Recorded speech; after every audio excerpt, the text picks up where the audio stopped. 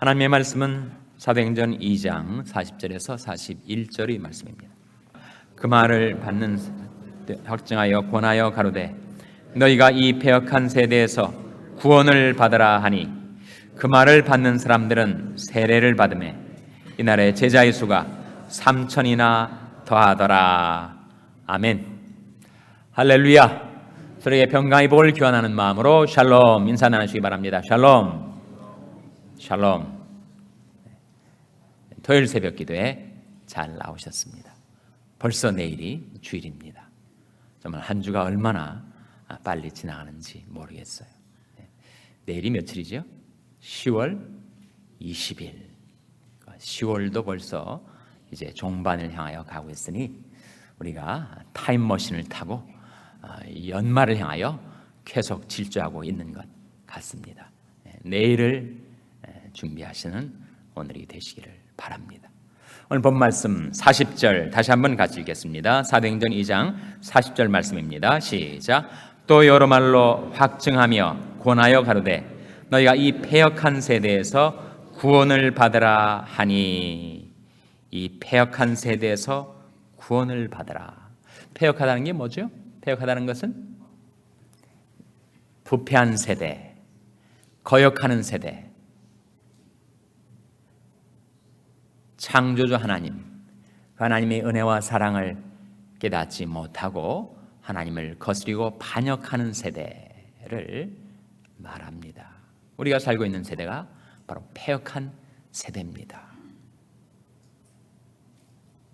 하나님을 두려워할 줄 모르고 하나님을 사랑할 줄 모르고 그리고 죄악에 매여서 멸망으로 치닫고 있는 그런 세대를 우리가 살아가고 있습니다. 도대체 무엇 때문에 사람들이 패역하게 되는가? 무엇으로 인해서 사람들이 부패하게 되는가? 무엇 때문이죠? 죄 때문 아닙니까? 죄는 막연한 추상적인 종교적인 용어가 아닙니다. 죄는 실체입니다. 죄는 힘입니다. 사람들을 부패시키고 타락시키는 힘이 죄에 있습니다. 방탕과 술 취함, 음란과 호색함, 쟁투와 시기함의 죄로 인해서 사람들이 부패하고 타락해 가고 있습니다. 우리도 그랬던 자들이었고 그렇게 말하는 저 역시 그렇게 가망 없는 죄인이었는데 하나님께서 불쌍히 여기셔서 우리를 그 죄악의 기가 막힐 웅덩이와 수렁에서 끌어올려 주신 것이죠. 하나님이 구원입니다. 하나님의 구원의 손길로 나를 그 부패와 타락의 길에서 멸망으로 치닫고 있던 그 길에서 나를 돌이키게 하시고 건져주시고 구원해 주신 것입니다. 그런즉 너희가 어떻게 할 것을 자세히 주의하여 지혜 없는 자 같이 말고 오직 지혜 있는 자 같이 하여 세월을 아끼라. 때가 악하니라. 그러므로 어리석은 자가 되지 말고 오직 주의 뜻이 무엇인가 이해하라고 성경은 말씀하고 있습니다. 술 취하지 말라. 이는 방탕한 것이니 오직 성령의 충만을 받으라고 우리에게 권면하고 있는 말씀이죠. 인간 중에 사람 중에 죄와 싸워서 이긴 사람이 없었습니다. 죄는 인류의 최후의 원수라고 합니다. 죄와 사망이야말로 인류의 최후의 2대 원수. 사망과 싸워서 이긴 사람이 있습니까? 이 세상에 오고 가는 수많은 세대의 그 무수한 사람들이 다 사망 앞에서는 결국 쓰러져 간 겁니다. 마치 사망의 낫을 가지고 곡식을 베듯 그 수많은 사람들이 다 사망 앞에서 쓰러져 간 거예요. 그러한 것처럼 죄 앞에서 사람들이 굴복을 하고 죄에 매여서 멸망길로 끌려가고 있는 것입니다. 그 죄와 사망에서 우리를 구원해 주실 분, 그분은 바로 우리 주 예수밖에 없습니다. 아들 낳으리니 이름을 예수라 하라. 그러니까 자기 백성을 저희 죄에서 구원할 자이심이라. 자기 백성을 어디에서 구원하신다고요? 죄에서 구원하실 주님. 우리가 과거에 지었던 과거의 죄과를 용서해 주신다는 말씀일 뿐만 아니라 현재도, 그리고 아마도 장래에도 끊임없이 나를 괴롭히고 나를 시험에 들게 하고 나를 유혹하고 나를 부패하고 타락시키려 하는 그 죄와의 싸움에서 나를 건져주실 구원자는 우리 주 예수밖에 없습니다. 죄를 범하는 자마다 죄의 종이라 하셨는데, 나를 죄에서 자유케 하실 분은 우리 주 예수님밖에 없다는 거예요. 아들이 너희를 자유케 하면 너희가 참으로 자유하리라. 예수님이 오셔가지고 나를 불쌍히 여기셔서 나의 과거의 모든 지은 추악한 죄악들은 예수님이 십자가의 보혈로 씻어 깨끗게 해주시고 용서해 주시고, 지금도 내 심령 속에 들러붙어서 나를 유혹하고 시험하고 죄짓게 만들고 부패하고 타락시키고 멸망으로 끌어가는 그 죄의 결박을 끊어주시고 풀어주시고 나를 자유케 하실 이는 바로 주 예수밖에 없다는 거예요. 아들이 너희를 자유케 하면 너희가 참으로 자유하리라. 그래서 오순절날 마가 다락방 앞에 운집한 수많은 이스라엘 무리를 향하여 하나님께서 베드로의 입을 벌려 말씀하게 하신 거예요. 주 예수를 믿으라. 그리하면 너와 내 집이 구원을 얻으리라. 그 결과가 무엇인가? 그 결과, 놀라운 결과 41절에 나타나 있습니다. 41절 말씀 같이 읽겠습니다. 시작. 그 말을 받는 사람들은 세례를 받으며 옛날에 제자의 수가 3,000이나 더하더라. 제자의 수가 몇 명이 더해졌다고요? 3,000명. 어떻게 이런 일이 벌어질 수가 있을까? 여러분 생각해 보세요. 3,000명의 사람에게 베드로가 목소리를 들리기도 힘든 일이 아닙니까, 여러분?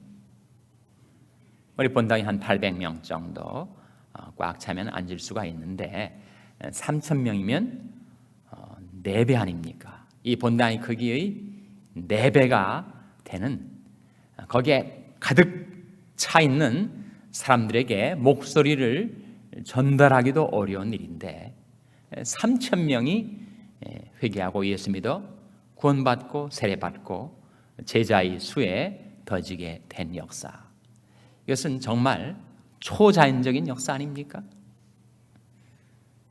그러면 제가 한 사람을 앞에 두고 제 말로 권면하고 설득해서 그 사람을 예수 믿게 하는 것도 불가능한 일입니다. 사람이 언어로 한 사람을 회심케 하고 예수 믿어 구원받게 하는 것은 인간으로서 불가능한 일이에요.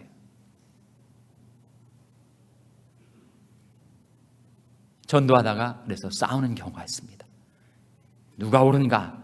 전도하다가 그 사람 하는 말은 다 옳은 말인데 그 말을 듣고 있는 사람이 그 사람이 인격에 실망을 해가지고 나 당신 같은 사람이 말하는 복음은 내가 못 믿겠다 하고 거부를 하는 경우가 있단 말이에요. 전도하다가 싸우는 것은 역효과일 뿐입니다. 그래서 한 사람을 놓고도 그 사람을 설득해서 예수를 믿게 하는 것이 어려운 일인데 어떻게 3,000명이나 되는 사람들이 다 회개하고 구원을 받을 수가 있을까?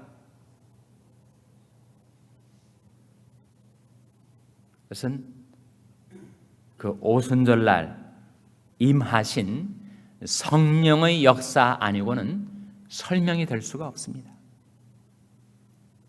베드로가 전하는 그 말이 3,000명의 귀에 다 들려지기도 어려운 상황에서 어떻게 3,000명의 사람들이 초대 예루살렘 교회에 더해지는 그런 놀라운 구원의 역사가 일어날 수가 있었는가? 그것은 오직 성령의 역사 때문이었다는 것이죠.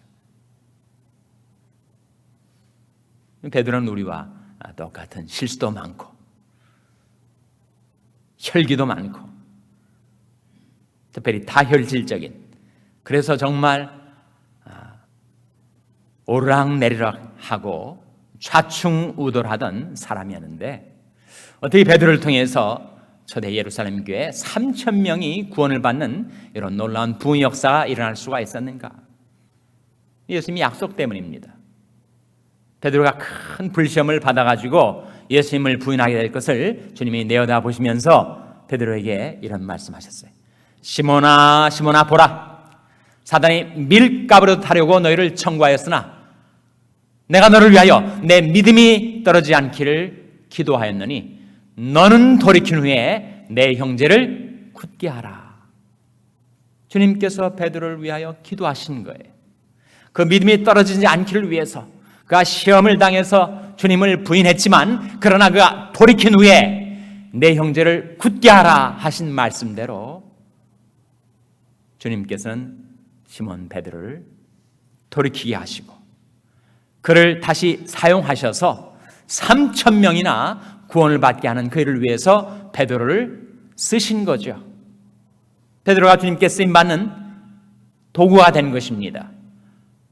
놀라운 구원의 통로로, 그릇으로 쓰임을 받게 된 것입니다.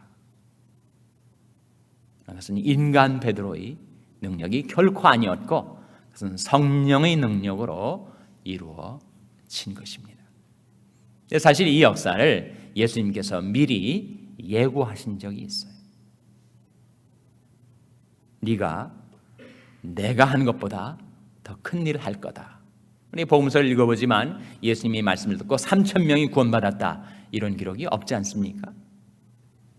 예수님께서 장차 너희가 내가 한 것보다 더 큰 일을 하게 될 거다. 그리고 그 이유는 이것 때문이다. 이렇게 말씀하신 바가 있습니다. 바로 요한복음 14장 12절 말씀이죠. 한번 찾아보시기 바랍니다. 요한복음 14장 12절 말씀.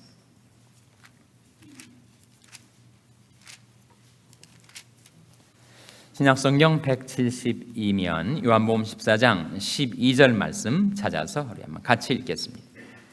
요한복음 14장 12절 말씀. 요한복음 14장 12절 말씀입니다. 시작. 내가 진실로 진실로 너에게 이르노니 나를 믿는 자는 나의 하는 일을 저도 할 것이요 또한 이보다 큰 것도 하리니 이는 내가 아버지께로 감이니라. 이 말씀 속에 예수님께서 내가 진실로 진실로 너에게 이르노니 나를 믿는 자는 나의 하는 일을 저도 할 것이요 또한 이보다 큰 것도 하리니. 정말 시몬 베드로가 주님이 하신 것보다 더 큰 것도 한 거죠. 3,000명을 구원했으니. 너희 그런 놀라운 역사가 일어날 수 있는가? 이유가 뭐라는 겁니까? 이는 내가 아버지께로 감이니라. 여러분 이 말씀이 서로 전후 문맥이 통하세요?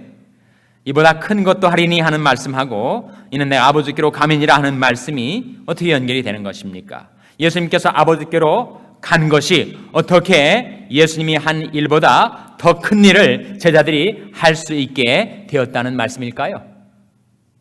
그것은 바로 이는 내가 아버지께로 감이니라 하는 그 말씀의 의미가 무엇입니까? 예수님께서 아버지께로 갔을 때 누가 오신 것입니까? 바로 성령이 오신 거죠. 성령이. 예수님이 이 말씀은 내가 아버지께로 가서 성령이 너에게 오시게 되면 내가 한 것보다 더 큰 것도 너희들이 하게 될 거다. 예수님이 이 땅에 오셨을 때는 스스로를 제한하셨습니다. 시간과 공간 속에 자기를 밀어 넣으셨어요. 주님이 한 곳에 계시면 다른 곳에 계실 수가 없습니다. 시공간적인 제약을 받으셨다는 거예요.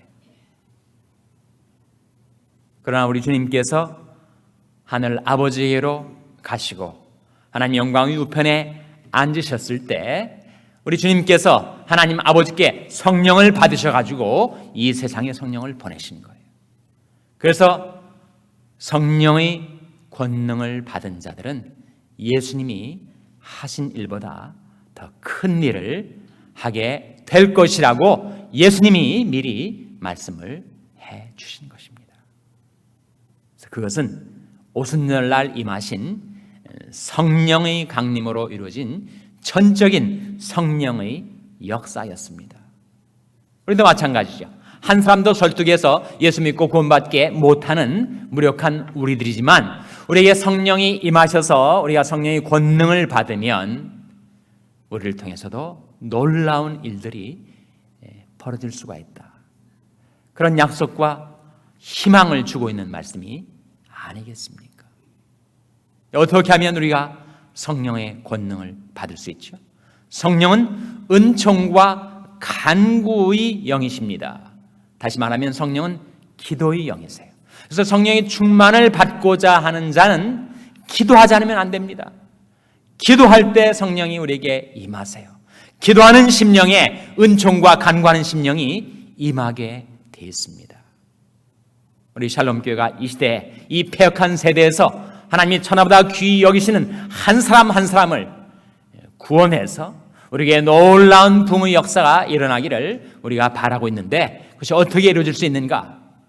우리 한 사람 한 사람이 하나님 앞에 기도의 사람으로 변화가 되고 성령이 우리에게 강력으로 임하게 되면 우리 한 사람 한 사람이 성령의 권능을 받아서 하나님의 구원 역사에 쓰임받는 그릇이 될 것이란 말입니다. 그래서 바로 다음 구절에 요한복음 14장 13절에 주님께서 이렇게 말씀하셨습니다.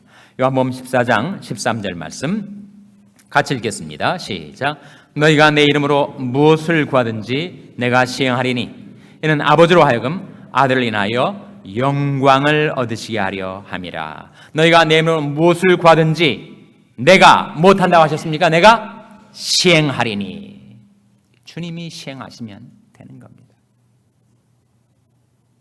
이 아침에 하나님 앞에 나온 저와 여러분이 초대교회 성도들처럼 베드로처럼 기도에 전혀 힘쓰는 가운데 성령이 여러분에게 임하셔서 여러분이 권능을 받고 천하마다 귀히 여기시는 한 사람 한 사람, 그것이 합해져서 수많은 사람들을 구원하는 하나님의 놀라운 구원의 역사가 성령을 통하여 여러분에게 임하게 되기를 바라고 여러분이 섬기시는 이 샬롬교회가 이 패역한 세대에서 하나님이 구원의 통로로 하나님이 천하보다 귀한 영혼들을 담아내시는 구원의 그릇으로 쓰임받게 되시기를 주님의 이름으로 축원합니다.